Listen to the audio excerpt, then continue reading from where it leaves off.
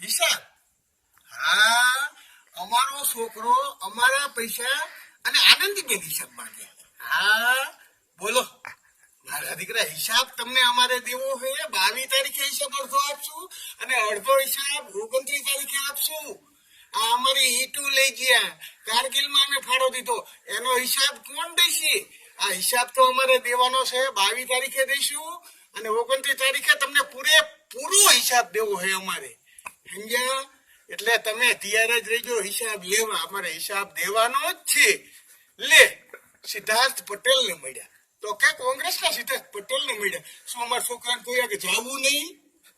હા, શંકરસિંહ વાઘેલા ને મળ્યા તો કેશુ બાપાને મળ્યા. એમ કેમ નું કીધું? કેશુ બાપાને મળ્યા તો ગમે પ્રજાનો અધિકાર છે, કોઈ પણ માણસને મળી શકે.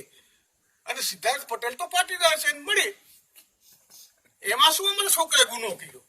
હા, હિસાબ 25 લાખનો હિસાબ.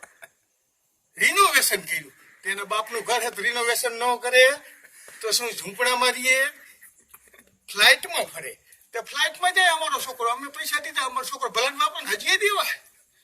હા મારા દીકરા, હિસાબ માંગે. હિસાબ તમને દેવાનો છે.